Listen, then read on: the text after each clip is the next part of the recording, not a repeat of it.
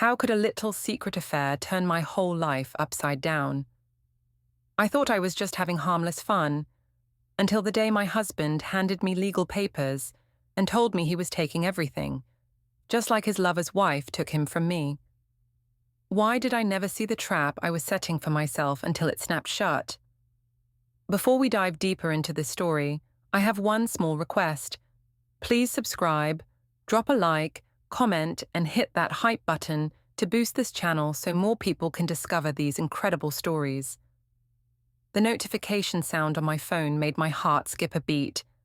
I glanced quickly at Ethan, who was loading the dishwasher with his usual methodical precision, each plate positioned exactly right.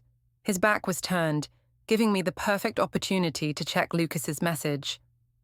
Can't stop thinking about yesterday. When can we meet again? A thrill ran through me as I quickly deleted the text. This was exactly what I needed. Validation, excitement, something to break the monotony of my suburban life. At 34, I felt like I was drowning in routine. Wake up, get Isabel ready for school, drive to my dead-end HR assistant job, come home to Ethan's predictable dinner conversation about quarterly reports and tax codes. Lucas Grant was everything Ethan wasn't. Confident, spontaneous, powerful. As department head, he commanded respect at the office.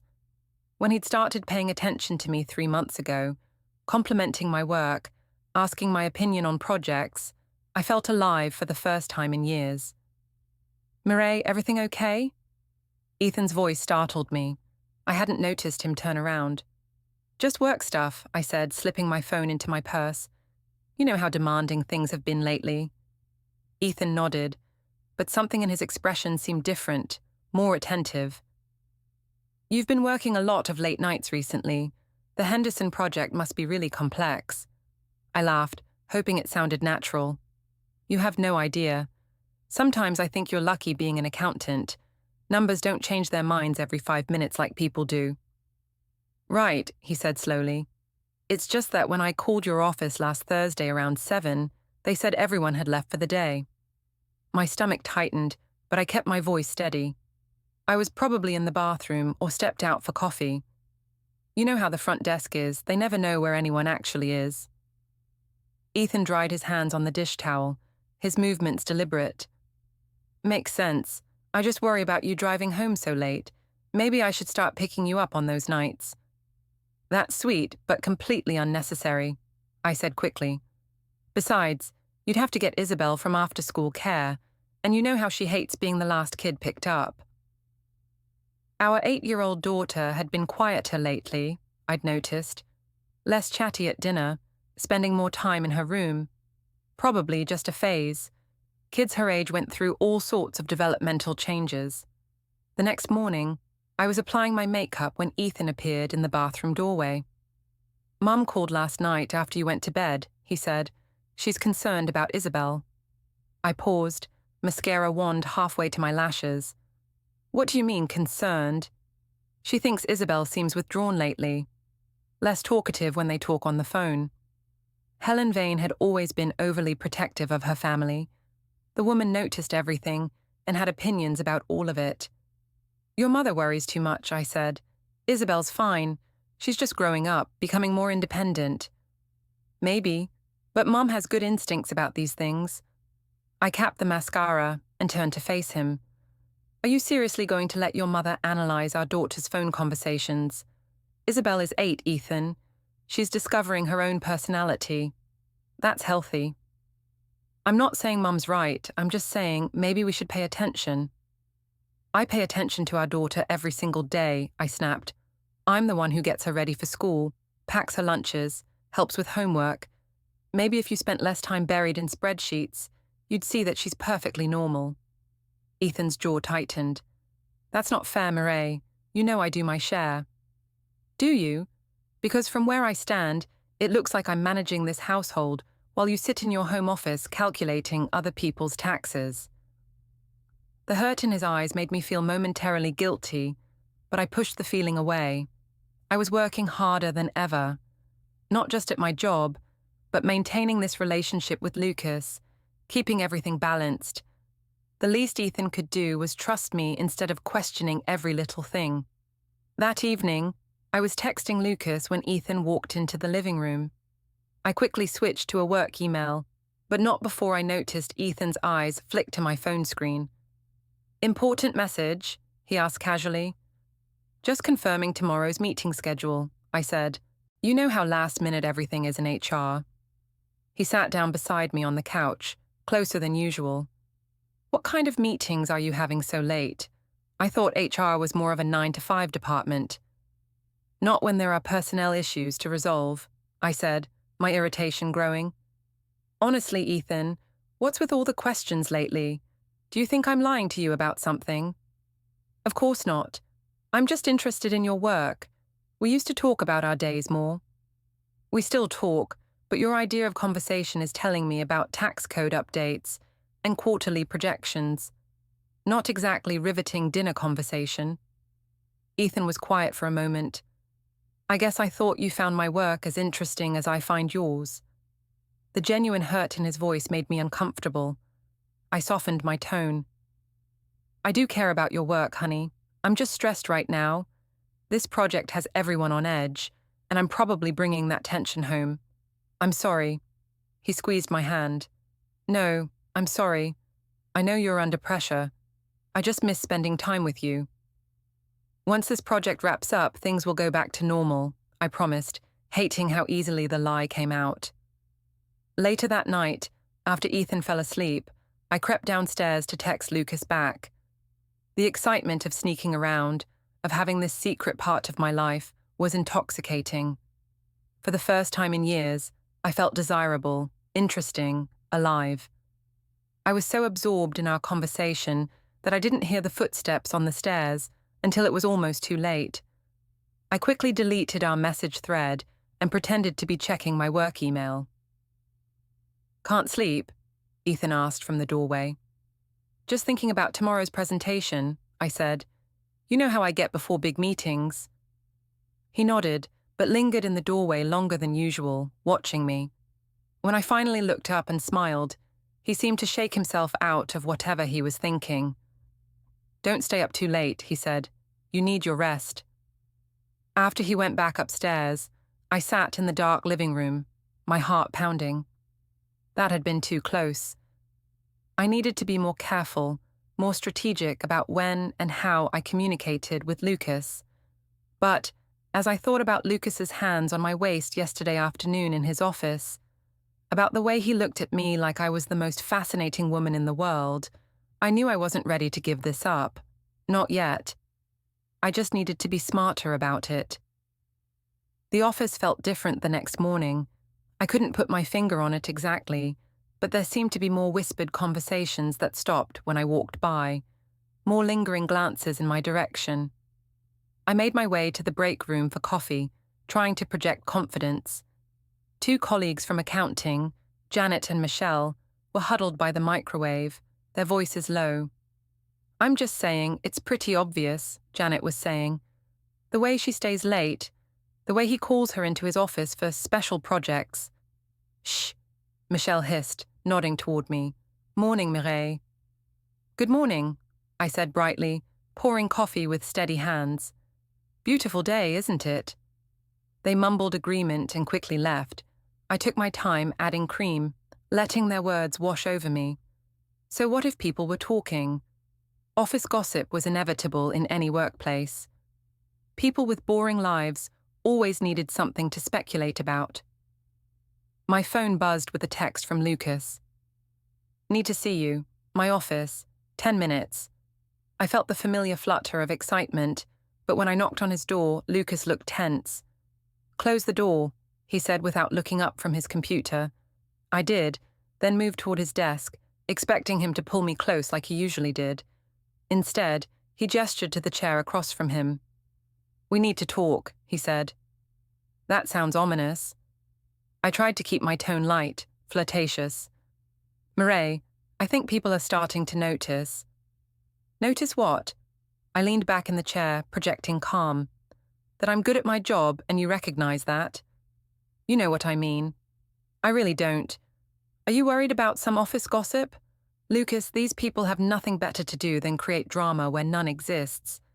They're probably just jealous that I'm getting interesting assignments while they're stuck doing the same boring tasks day after day. Lucas finally looked at me directly. It's not just office gossip. Lila asked me last night why I've been working so many late nights. My stomach dropped, but I kept my expression neutral. And what did you tell her? The truth, that I've been working on the Morrison account restructure. See, problem solved. Your wife understands that important projects require extra time. Mireille, she's not stupid. She knows the Morrison account doesn't require daily evening meetings. I stood up and moved around the desk, placing my hand on his shoulder. You're overthinking this. Layla trusts you because you've never given her a reason not to. A few late nights at the office aren't going to make her suspicious unless you act guilty about it. He pulled away from my touch. Maybe we should cool things down for a while. The rejection stung, but I forced a laugh. Cool things down? Lucas, we're adults having adult conversations about work projects. There's nothing to cool down. You know that's not all this is. Isn't it? I moved back to the chair, crossing my legs. I thought we were just two professionals who enjoy each other's company. If you're reading more into it than that, maybe you're the one with the problem. I could see the confusion in his eyes, the way he was questioning his own perceptions. This was a skill I'd perfected over the years, making other people doubt their own instincts. Maybe you're right, he said slowly. Of course I'm right. Look, if spending time together is making you uncomfortable, we can certainly keep things strictly professional. I wouldn't want your wife to worry unnecessarily. No, that's not what I want either. I smiled. Good, because I really value our working relationship. You're one of the few people here who appreciates my contributions. My phone rang. Ethan's ringtone. I glanced at Lucas apologetically. I should take this. It might be about Isabel. Hey, honey, I answered. Everything okay? Simon just called me, Ethan said, his voice tight. He heard something from a friend who works in your building, about you and Lucas Grant. My blood went cold, but I kept my voice steady. What kind of something? That you two have been seen together after hours, a lot. I laughed, aware that Lucas was listening to every word. Your brother's friend has quite an imagination. Yes, Lucas and I work on projects together. That's what colleagues do, Ethan. Are you sure that's all it is? Are you seriously asking me that question? I injected hurt into my voice. Ethan, I can't believe you'd even suggest something like that based on some second-hand gossip. I'm not suggesting anything. I'm asking. Well, I'm telling you, Lucas Grant is my supervisor. We work together on company projects. If your brother's friend wants to make something scandalous out of professional collaboration, that says more about their mindset than it does about reality. There was a long pause. Okay, I'm sorry. I had to ask. I understand, but Ethan, it hurts that you doubt me based on office gossip. I thought you trusted me more than that. I do trust you. I'm sorry. After I hung up, Lucas was staring at me. That was your husband? Apparently your wife isn't the only one hearing rumors, I said. But like I told Ethan, people with boring lives need something to talk about. The best thing we can do is ignore it and keep focusing on our work. Right, Lucas said, but he still looked troubled. I left his office feeling less confident than I'd projected. If both Ethan and Lila were hearing things, the gossip was spreading faster than I'd anticipated. I needed to be more careful about appearances while still maintaining the relationship that had become so important to me. That afternoon, I found an envelope in my desk drawer. No name, no return address. Inside was a single sheet of paper with 2 words, "He knows." My hand shook as I read it. Who had left this? What did they know? And which he were they referring to, Ethan or Lucas? I crumpled the note and threw it away, then immediately retrieved it and shredded it into tiny pieces. Paranoia was exactly what whoever wrote this wanted me to feel. I wouldn't give them the satisfaction, but as I drove home that evening, I couldn't shake the feeling that everything was starting to unravel faster than I could control it. The restaurant was crowded for a Thursday night, which made Helen's choice of venue even more pointed. She'd insisted on this family dinner at Romano's, where half the town seemed to gather for their weekly social rituals. I suspected she wanted an audience for whatever confrontation she was planning. Ethan, Isabel, and I arrived first. Helen and Simon were already seated at a large corner table, positioned perfectly for maximum visibility. Helen stood to embrace Ethan with the kind of maternal warmth she'd never shown me, then gave Isabel an enthusiastic hug. "Mireille," she said coolly, offering a brief nod. "Helen, you look wonderful," I replied, settling into my chair. "This is such a lovely idea, getting everyone together." Simon barely acknowledged me, focusing his attention on Isabel. "How's school going, kiddo? Still the smartest kid in 3rd grade?" Isabel smiled shyly. "We're learning about the solar system. Did you know Jupiter has 79 moons?" "I did not know that," Simon said, shooting a meaningful look at Ethan. "It's amazing what kids notice that adults miss." The comment felt loaded, but I ignored it. I wasn't going to let Helen and Simon's obvious disapproval ruin what should be a pleasant family evening. "So, Mireille," Helen said once we'd ordered, "Ethan tells me you've been working very long hours lately."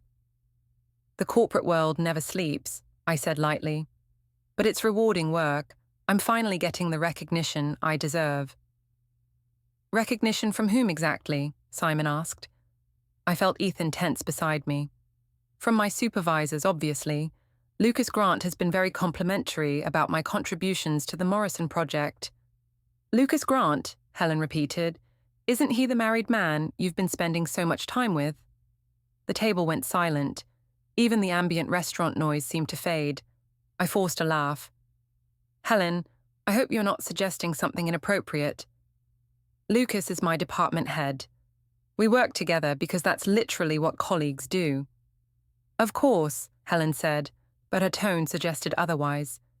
"It's just that some wives might find it concerning if their husbands were working alone with attractive younger women quite so frequently."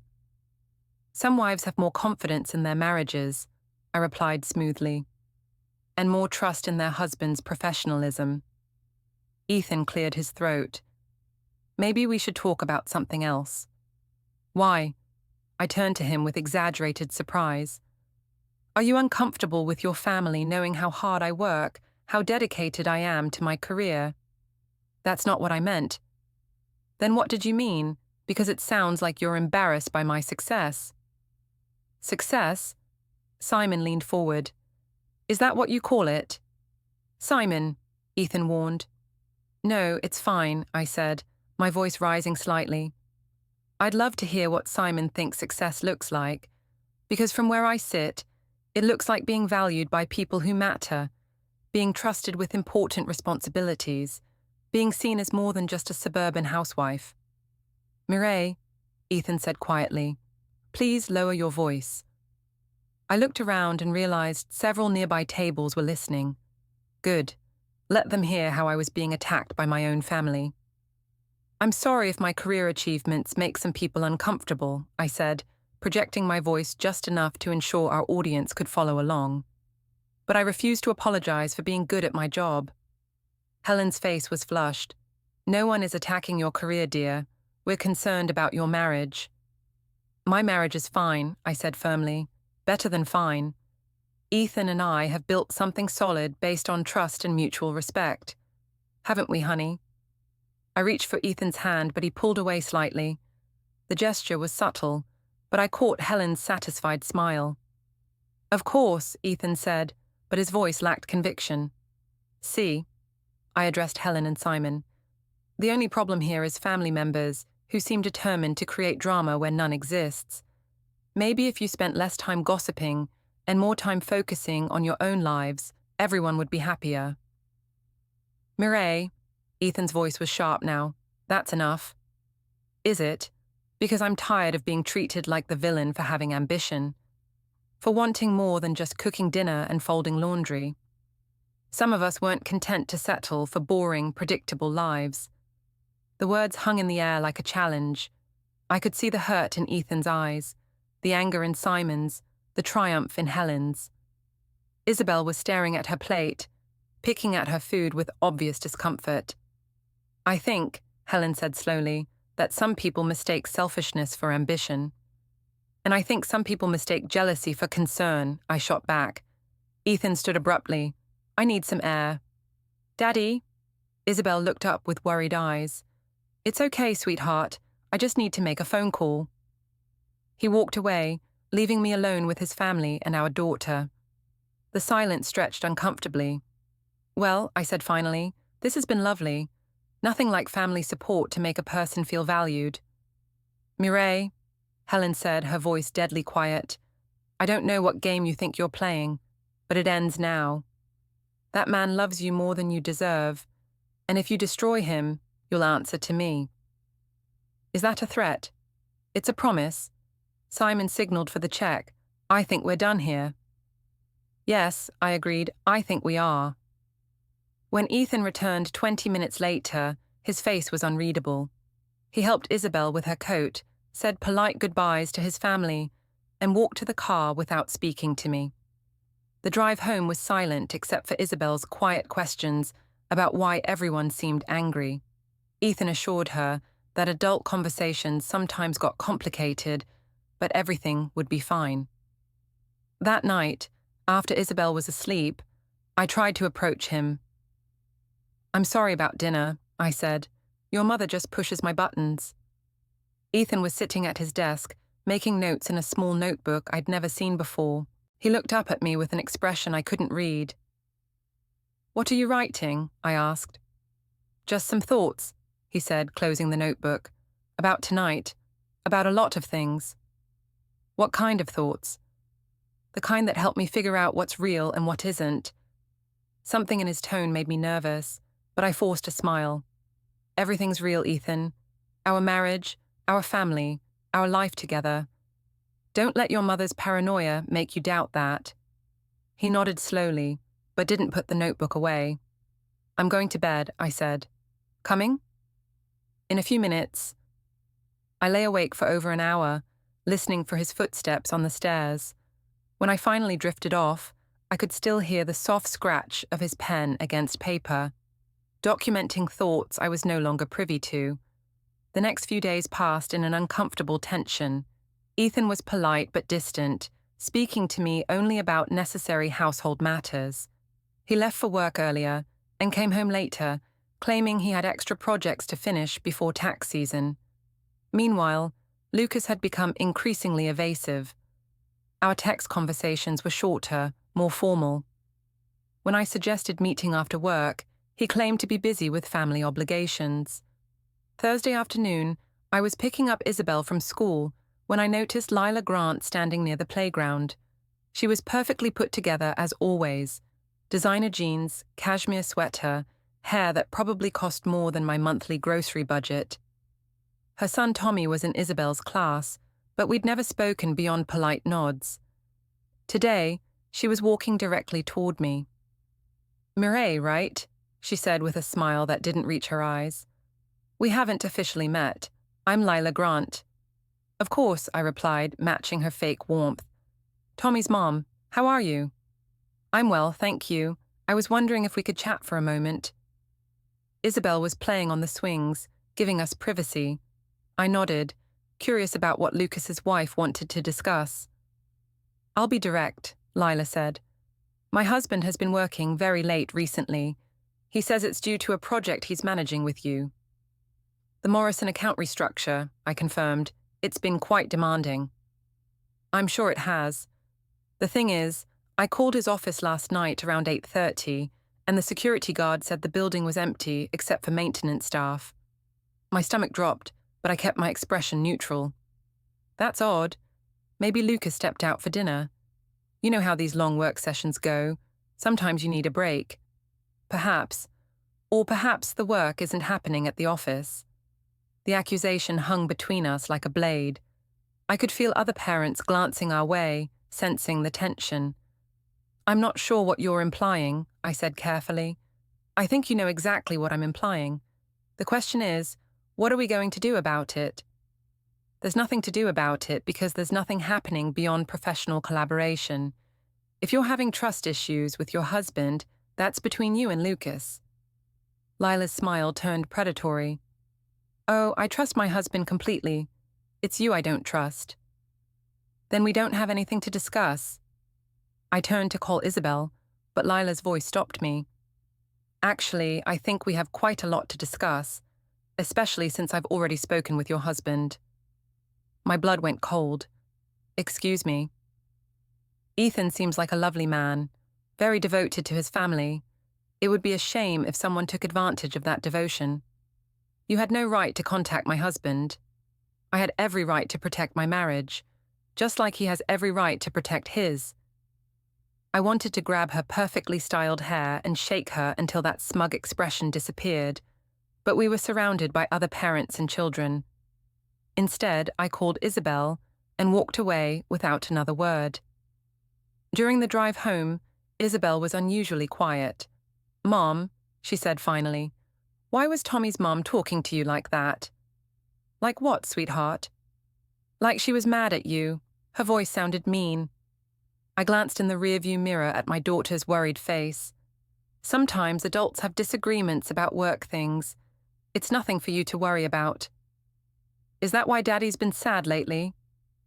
The question hit me like a physical blow. "Daddy's not sad, honey. He's just busy with work." "He is sad," Isabel insisted. "He looks sad when he thinks no one's watching. And he's been writing in that book a lot." "What book?" "The little black one. He writes in it at night after you go to bed." When we got home, Ethan's car wasn't in the driveway. I helped Isabel with her homework, started dinner, and tried to process what Lila had told me. How much did she actually know? What had she said to Ethan? Ethan arrived home just as I was setting the table. He greeted Isabel with his usual warmth, but barely acknowledged me. "How was your day?" I asked as we sat down to eat. "Fine," he replied, cutting his chicken with mechanical precision. "Anything interesting happen?" He looked up at me then, and I saw something new in his eyes, not hurt or confusion, but a cold sort of clarity. "Actually, yes. I had an interesting phone call today." My heart started racing, but I kept my voice steady. "Oh? From whom?" "Someone who thought I should know some things about my wife's work schedule." Isabel looked between us, sensing the undercurrent of tension.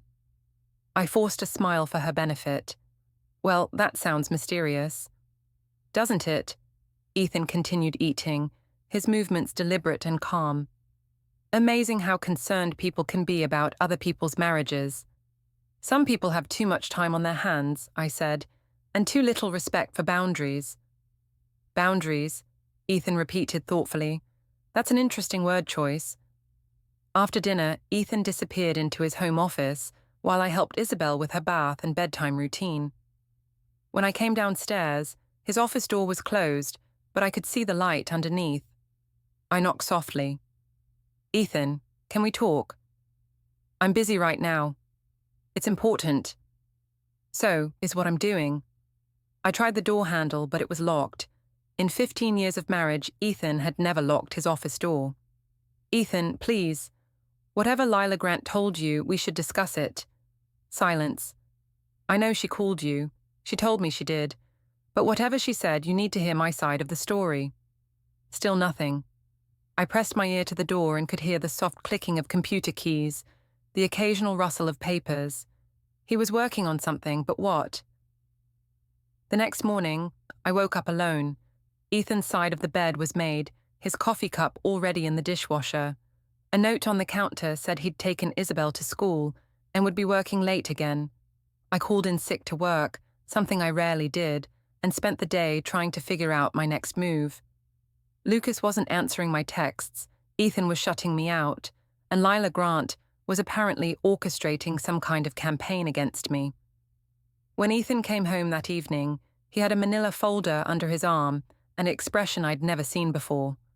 Not angry, not hurt, but resolved. "We need to talk," he said. "Yes, we do." "Ethan, I know how this must look, but—" "Actually," he interrupted, "I don't think you do know how this looks. But you're about to find out." He opened the folder and spread its contents across the kitchen table. Phone records, printed emails, bank statements, a timeline written in his careful handwriting. "What is this?" I asked, though I already knew.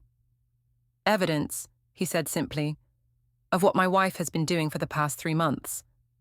I stared at the papers, my mind racing. "Ethan, I can explain all of this." "I'm sure you can.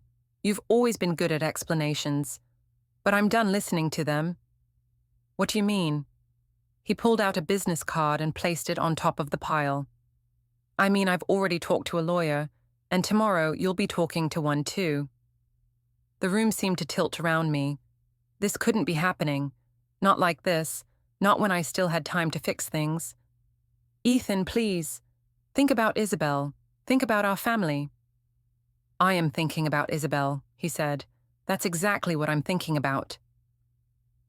He gathered up the papers and walked toward the stairs, leaving me alone in the kitchen with the business card of a divorce attorney and the sudden, terrifying realization that I had lost control of everything. I barely slept that night, my mind racing through possible strategies, explanations, ways to regain control of the situation. By morning, I had convinced myself that Ethan was bluffing. 15 years of marriage didn't end because of some office gossip and suspicious phone calls. But when I came downstairs, Ethan was already gone. So was his laptop, his files, and the small black notebook Isabel had mentioned. A note on the counter informed me that he'd taken our daughter to school and would be staying at his mother's house indefinitely. I called his phone, straight to voicemail. I tried his office. His secretary said he'd taken personal leave. Panic began to set in. This wasn't the Ethan I knew. The quiet, methodical man who avoided confrontation and always gave people the benefit of the doubt. This was someone else entirely, someone who planned and executed with cold precision. I drove to Helen's house, but Ethan's car wasn't there. A neighbor said she'd seen him leave early with Simon. They were probably at the lawyer's office, building their case against me. My phone rang, Lucas's number. Finally. "We need to talk," he said without preamble. "Yes, we absolutely do. Where are you?" "Coffee shop on 5th Street. Come alone."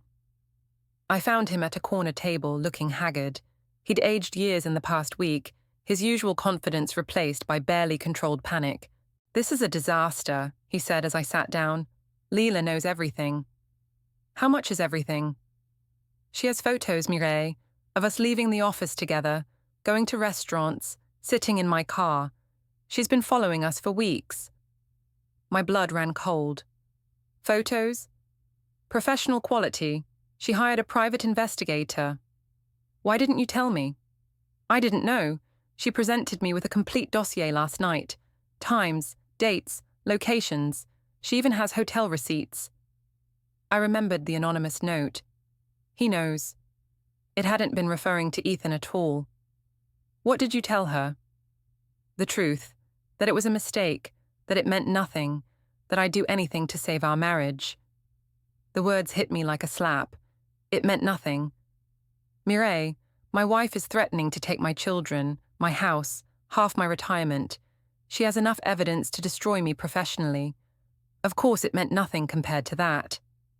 I stared at him, seeing clearly for the first time.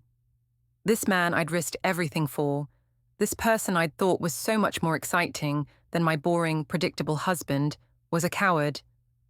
When faced with consequences, he was throwing me under the bus without a second thought.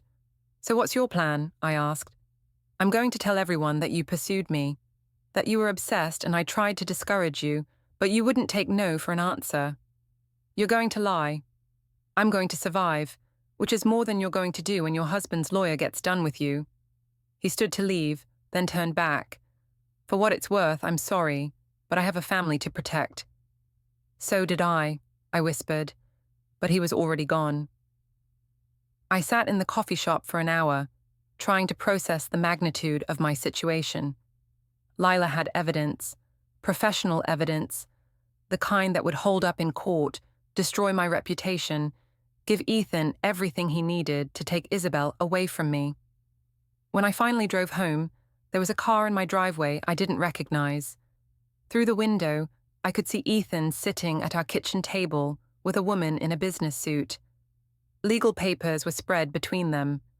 I walked in like I owned the place, which technically I still did. "Mireille," Ethan said calmly. "This is Jennifer Walsh, my attorney." "Jennifer, my wife." The woman stood and extended her hand. "Mrs. Vane, I understand you'll be retaining counsel as well."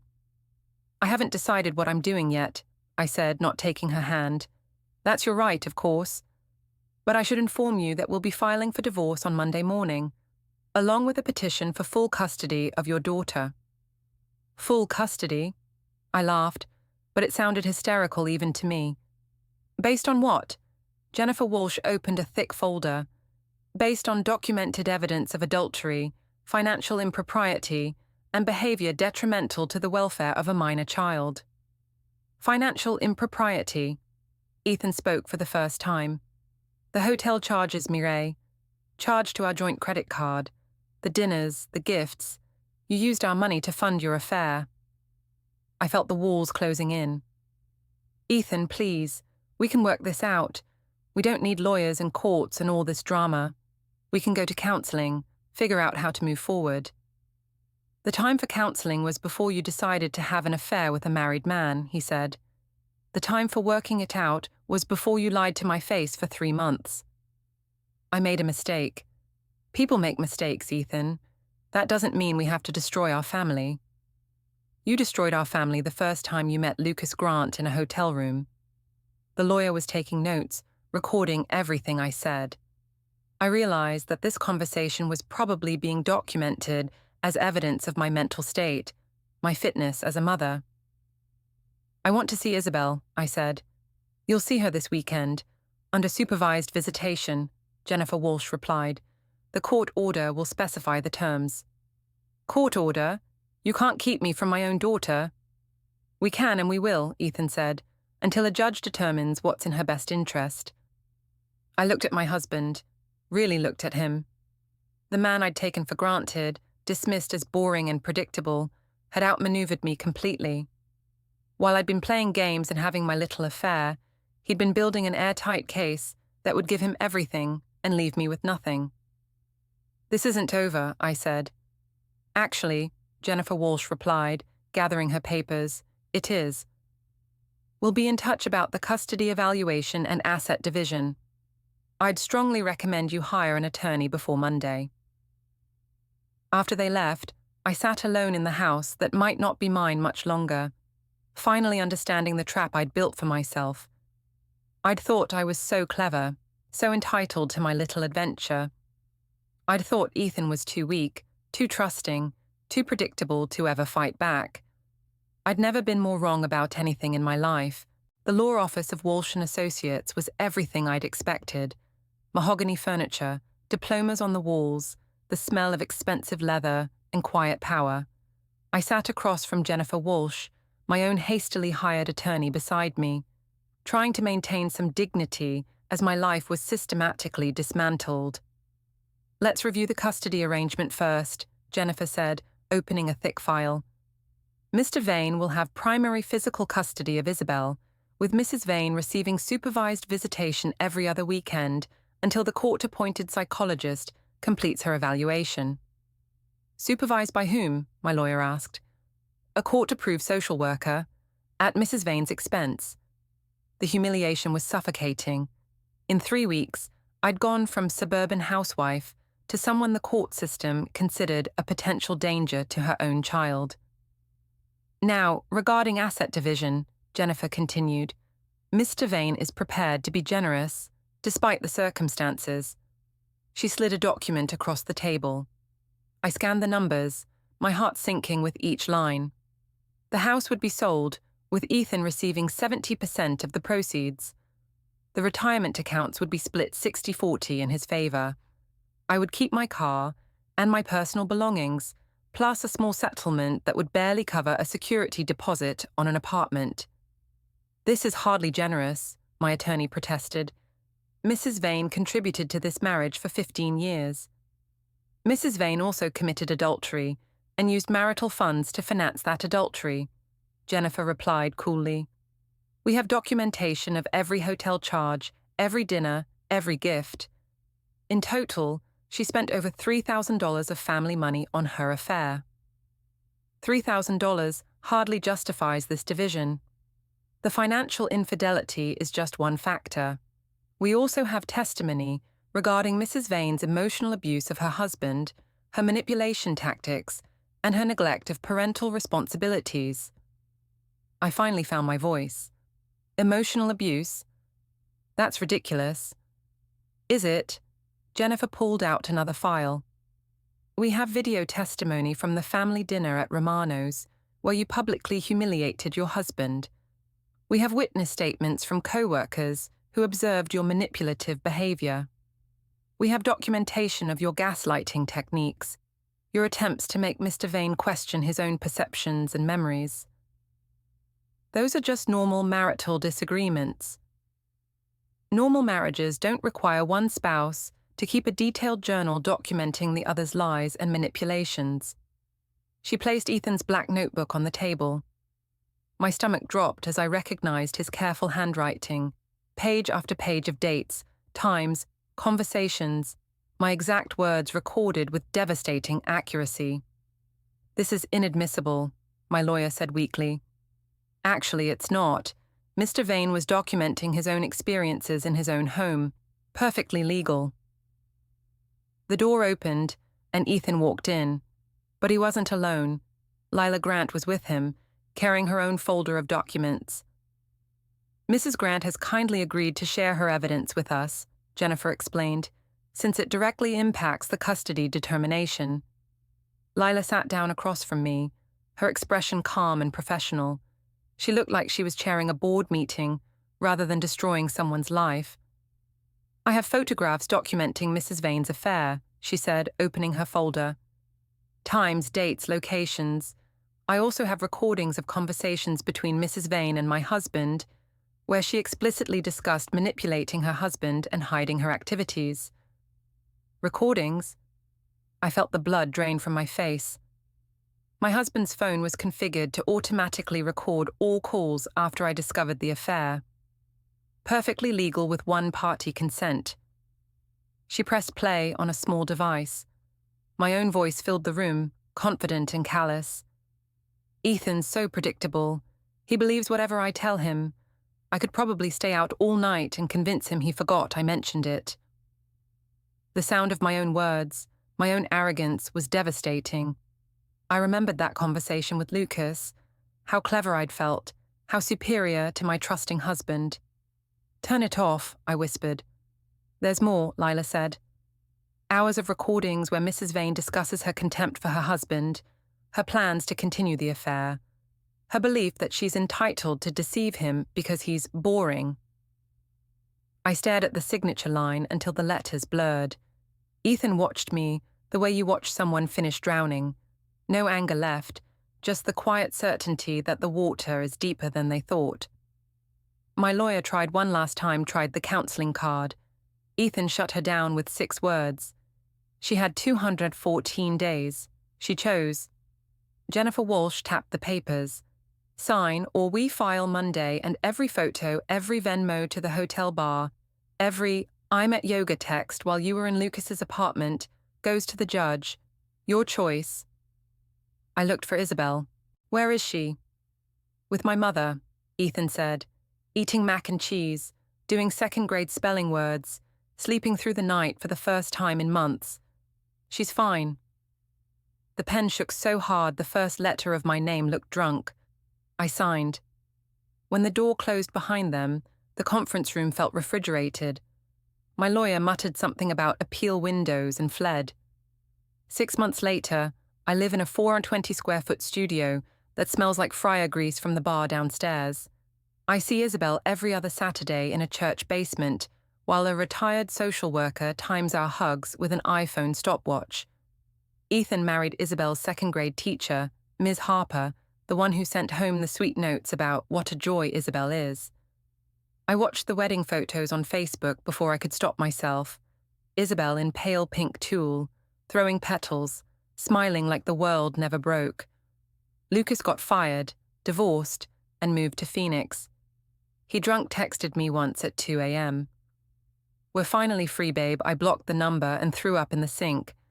Sometimes, on the nights I don't have Isabel, I sit in my car outside our old house.